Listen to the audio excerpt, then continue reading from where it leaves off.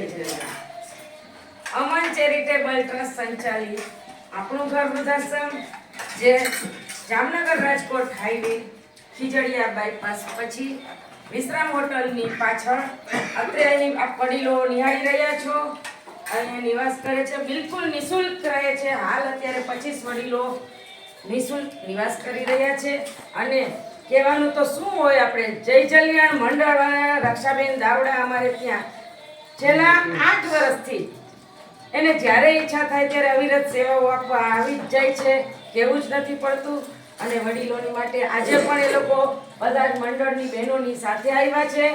શું કહેવાય, આજની વાનગી તો આપણે છે, સીઝન આવી ગઈ છે અળદિયાનો લચકો, ગરમા ગરમ મારવાડી સેવ, અને અત્યારે સીઝન જ છે ઊંધિયું, મસ્ત ઊંધિયું, પૂરી, દાળ ભાત, સલાડ, ભૂંગળા અને આપણું ભોજન એક છાસ વગર અધૂરું જ કહેવાય. એટલે એક છાસ પણ મોડી સારી એવી છાસ સાથેનું આજનું આપણું આ ભોજન જય જલિયાણ મંડળવાળા બહેનોની તરફથી છે.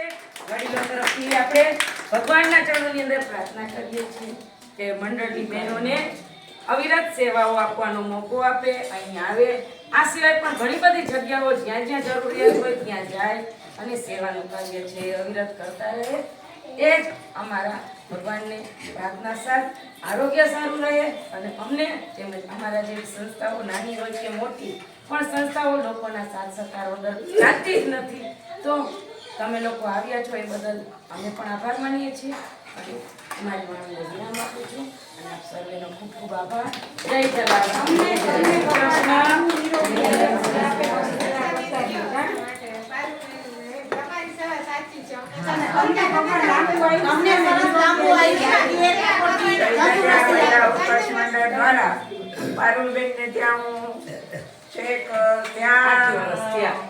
પેટ્રોલ પંપ પાસે હતું, દર અઠવાડિયે હું વિઝિટમાં જતી એમને ત્યાં. અને તે દિવસનો મારે એની સાથે કોન્ટેક્ટ છે. અને નિસ્વાર્થ ભાવે ક્યારે વિઝિટમાં જવાનું હોય અથવા સર્ટિફિકેટ, ડેથ સર્ટિફિકેટ જોઈએ તો પહેલાં મને જ યાદ કરે. અને આપણે અવિરત સેવા આપીએ છીએ, પણ એની સેવા ખરેખર બિરદાવવા લાયક છે. એકલા હાથે આટલું બધું કામ કરે છે. પહેલાં તો સ્કૂટર લઈને ત્યાંથી છે કે અહીંયા જામનગરથી અહીંયા આવતા, અને હવે તો લગભગ અહીંયા છે ને રહેવાનું નક્કી કરી લીધું છે અને અહીંયા જ હોય છે અને ખૂબ સેવા કરે છે. ભગવાન એમને ખૂબ શક્તિ આપે અને અમારા સૌ વતી એઓને આશીર્વાદ આપીએ છીએ કે પુત્રોત્તર પ્રગતિ કરે અને વૃદ્ધોની સેવા કરવામાં એનો અમૂલ્ય ફાળો રહે. એ જ શુભેચ્છા સાથે વિરમું છું. જય જયકાર ગીતાબેનનો જય જયકાર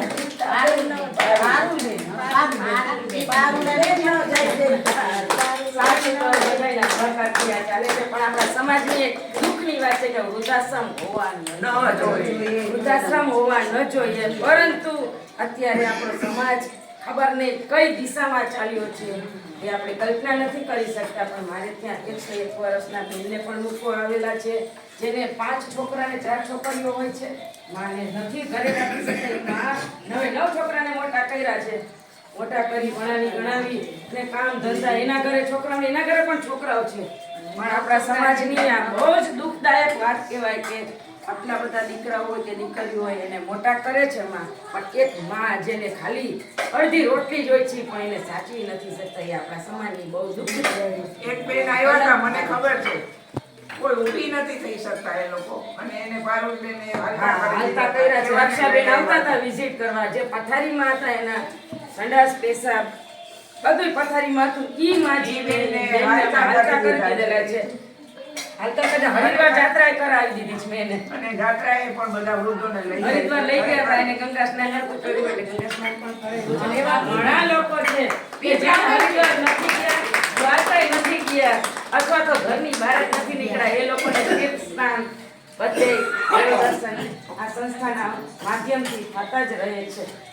અને એવા તો અત્યારે નામ લઉં તો ઘણા બધા નામ છે. અને મોટું ભાગે કહેવાય કે સૌરાષ્ટ્ર તો વિના મૂલ્ય બધાને દર્શન કરાવેલું છે. 2 દિવસના રસ્તે લઈ ગયેલા છે, 2 દિવસના રસ્તે એ લોકોને હેમ ખેમ પાછા અહીંયા પહોંચાડ્યા છે. એ કુદરતની કૃપા છે. અને દાતાઓ તરફથી પણ એમને ખૂબ જ સારી સહાય મળે છે. હું 2014 ચલાવું છું. અત્યારે અને પંજાબ બેગ આગળ એનું અન્નક્ષેત્ર ચાલે છે. કાયમ ફ્રી બધાયને મોકલાવે છે. 50ની રસોઈ બનાવી છે. હવે એ ચાલુ કર્યું છે ઘરે એટલે કે મોકલાવે છે. આપણે જે અશોક અને દીકરા હોય છે. બેમાં લઈ જઈએ ને. ના, પંજાબ નેશનલ બેંક વાળી ગલીમાં છે, રાજગોર પર. ત્યાં જાય છે. હા, બોલો. અને કાયમ ઘરે પહોંચાડે